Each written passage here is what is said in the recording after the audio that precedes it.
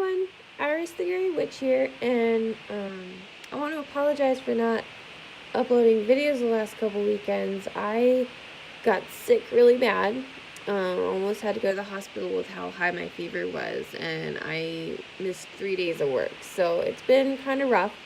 And then my boyfriend and I recently decided to move into a new apartment at the end of the month, so I've been doing any spare moment I had has been packing.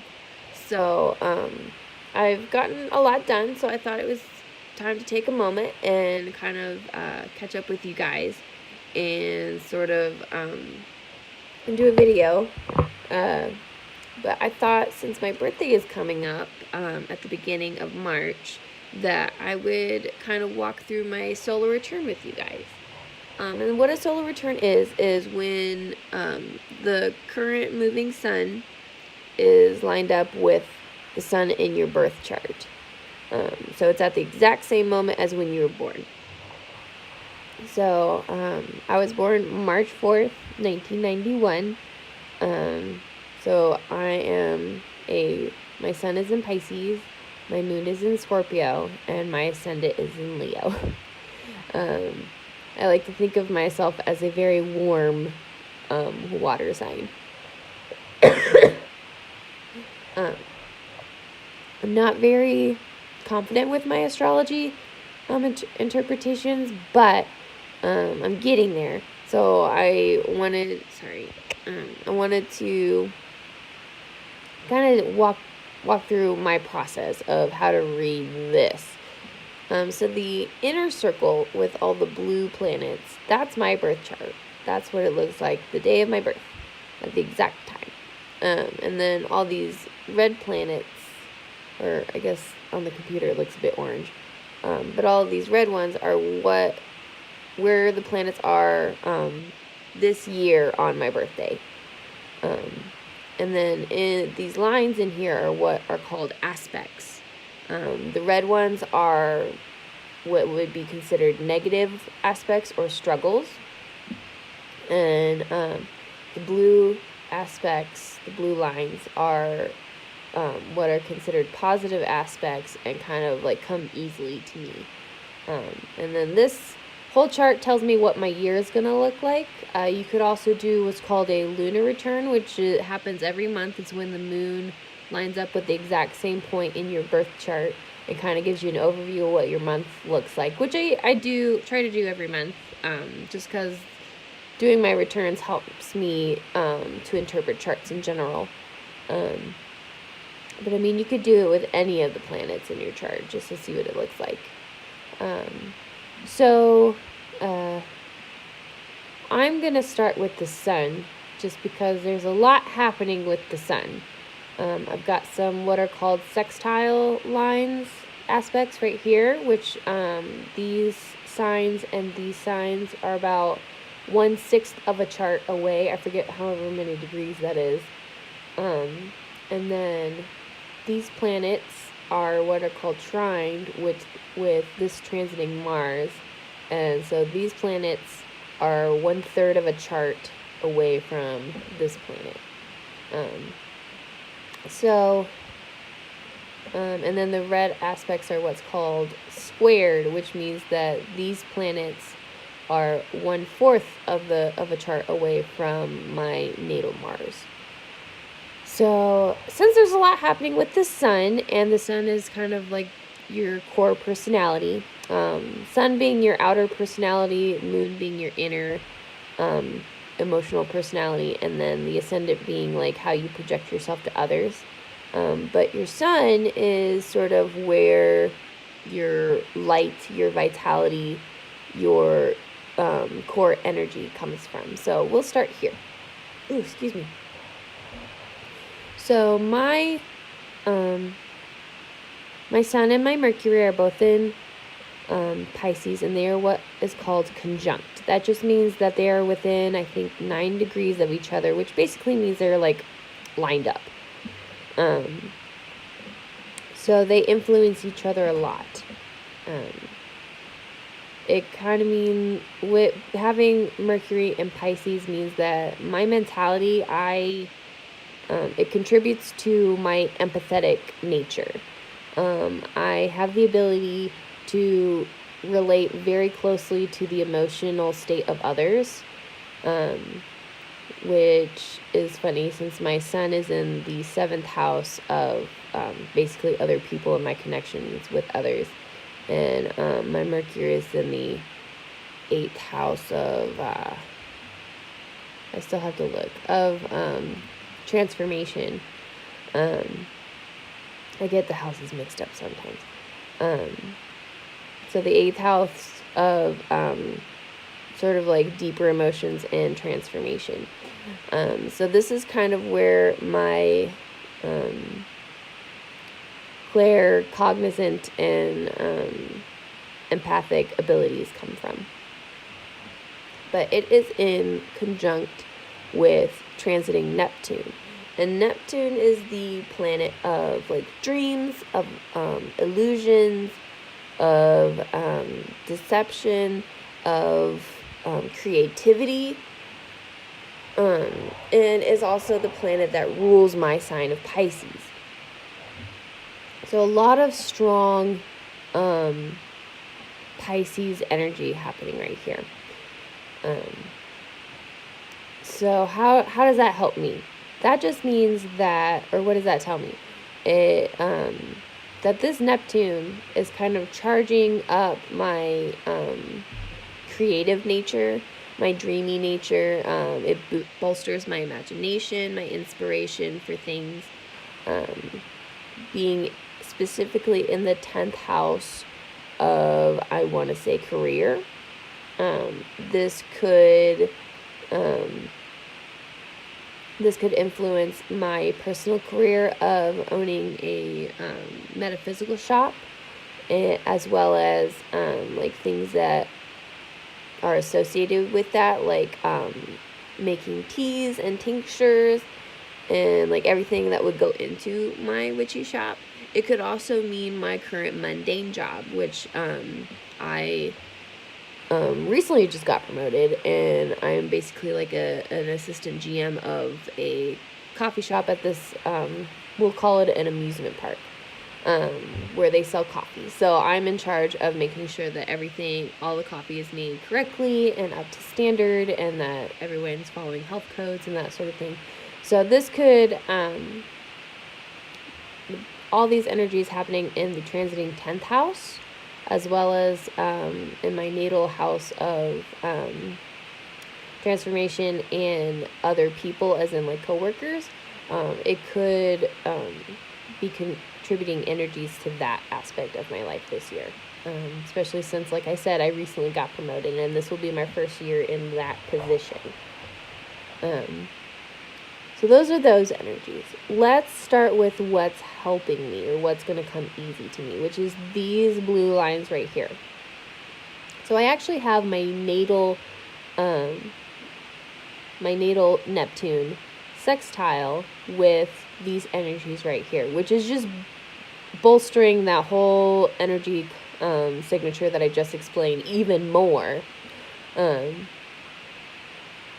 So in a way, transiting Neptune is also not only affecting these energies, but is affecting my natal Neptune as well, in Capricorn of ambition, which, again, about my dreams to own a shop or my current mundane career.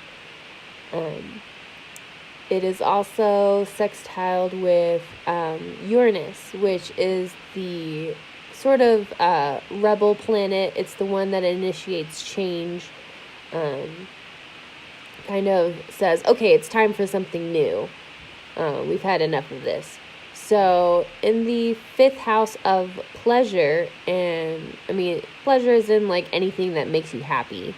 This could be like your hobbies, your like things that you like to do, or things that you want to try. So this is sort of my need for change, and possibly my sorry, the camera keeps shaking. My cats are running all over the place and shaking the table. So my need for change in possibly my workplace is affecting these energies and vice versa. These planets are also in conjunct with transiting Saturn, which is the planet of boundaries, of restriction, of what else? Discipline and fears and challenges in my career. So they're probably going to be contributing to the fact that I've never done this job before. I don't know, like, I have an idea of what responsibilities I have and how I'm going to conduct myself in this position.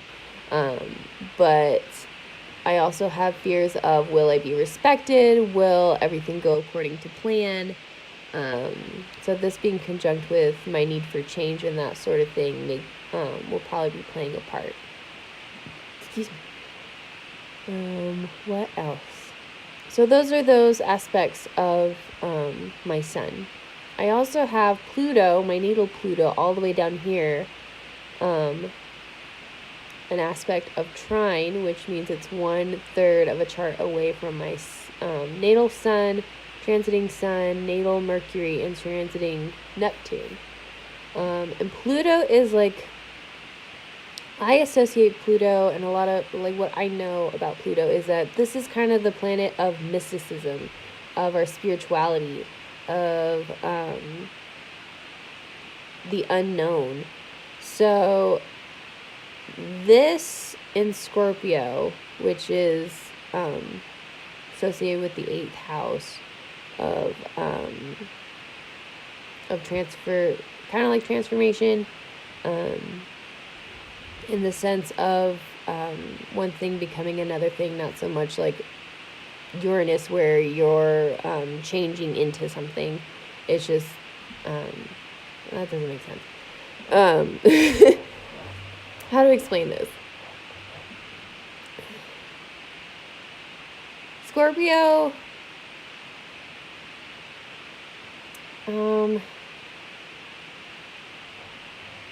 like, I understand in my brain, I just can't formulate words.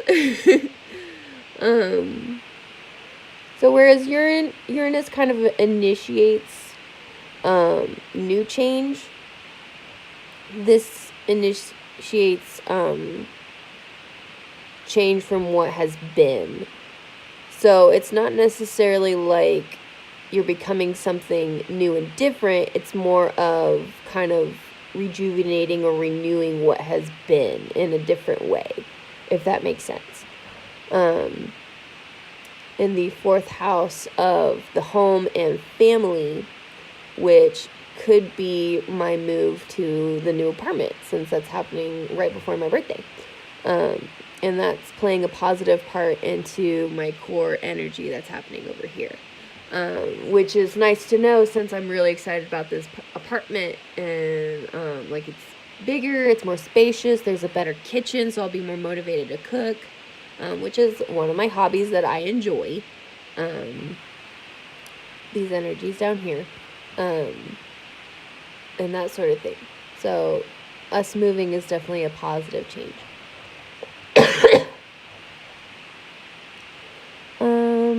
Negative aspects to my sun are these squares that are happening right here. So my natal Mars in Gemini, which Gemini has to deal with mentality and intellect, that word, in the 10th house of higher education and philosophy and morals and that sort of thing, is squared with my Mercury sun, transiting sun, and transiting Neptune. So Mars is the planet of energy. It's kind of where you get your motivation from. So intellectual higher learning,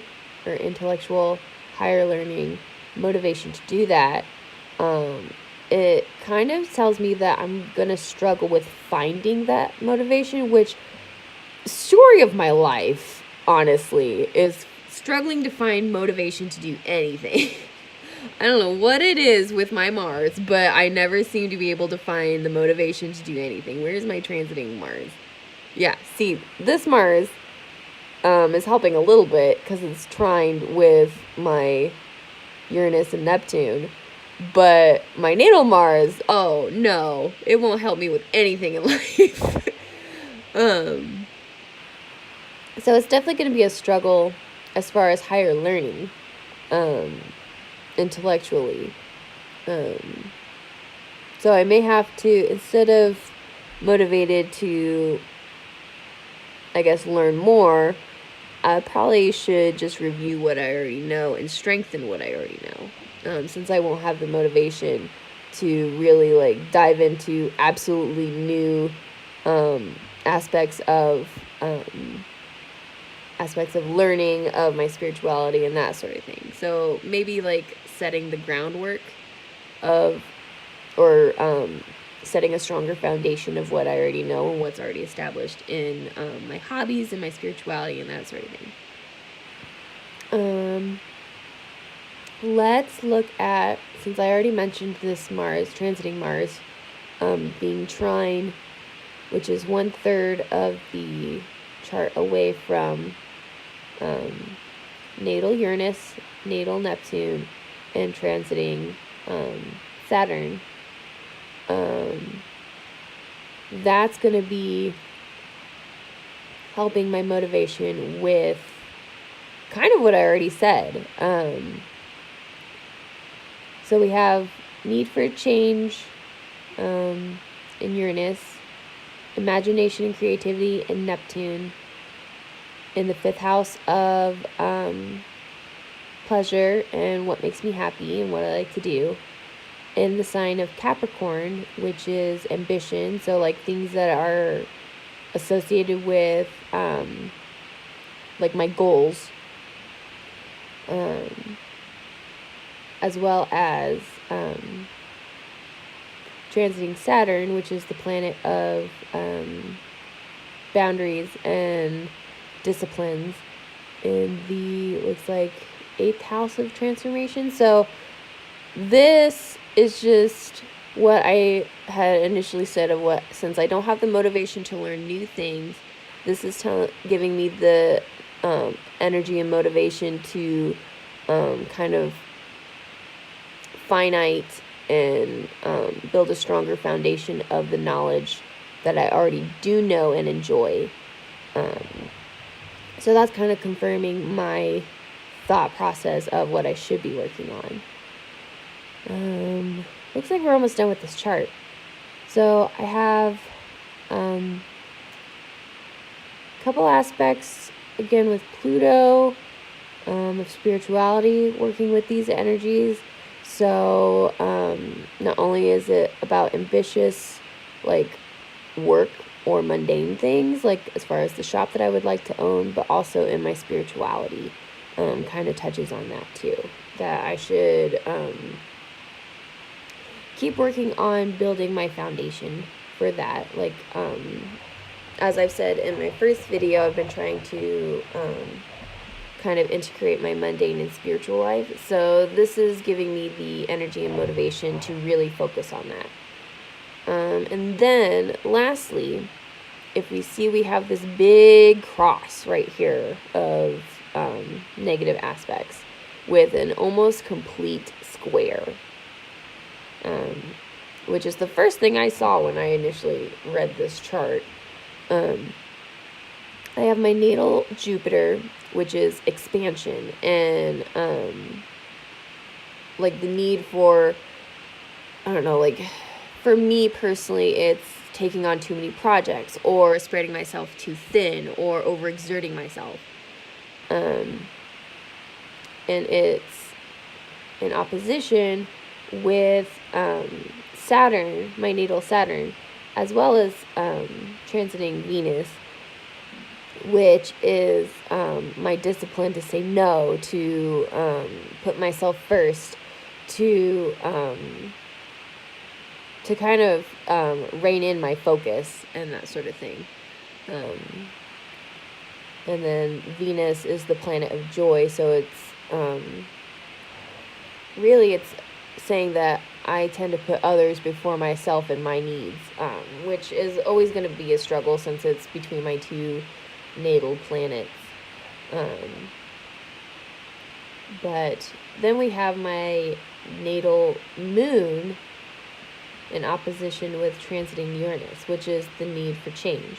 So this is where the struggle for I have all these aspects that's saying that outer change and outer rebellion either needs to happen or like the energies are indicating that that's a good thing to happen. But what's going to hold me back is my inability to kind of change my emotional self or to get a grip on my emotional self in this change, and how that change is going to affect me on an emotional level, which kind of indicates this square happening here, this part of the incomplete square. And then this Saturn with that Uranus, and this Uranus with that Jupiter. So this is just a great illustration of my constant life struggle of my need to help others and my need to of caring too much about like work, about things that don't particularly bring me joy, and then leaving me with no energy to like take care of my boyfriend, to take care of myself, to grow my spirituality, to kind of focus on the things that do bring me joy. Like by the end of the day, I'm usually just dog tired. So this is a big red flag telling me to stop, that these are things I need to focus on, and to kind of make time for myself and to set boundaries, which is always going to be a constant struggle for me, and I accept that. But so in the coming year, overall, it looks like I'm probably going to have my, I guess, dream or illusion of what my job is going to be like will probably be tested, shattered, changed, which, I mean, that's kind of to be expected. I know it's not going to go exactly the way I wanted it to, and this is kind of confirming that. Excuse me. It's also telling me that I really need to focus on, I guess, building a firmer foundation for myself and really establishing those boundaries and disciplines for myself. That's something I need to work on, and that's something I'm going to struggle with this year. But it looks like I do have some of the energies to make it happen. It may not be like growing my spirituality as in like learning something new or progressing it forward in like at least what I would consider moving forward. It's more of going inward and reflecting on what has already been established. So I feel like I'm rambling at this point, but hopefully this has been an informative introduction to looking at your birth chart, as well as how the transiting planets are affecting your birth planets, and kind of interpreting that chart. If you liked this video, let me know in the comments, and I'll do maybe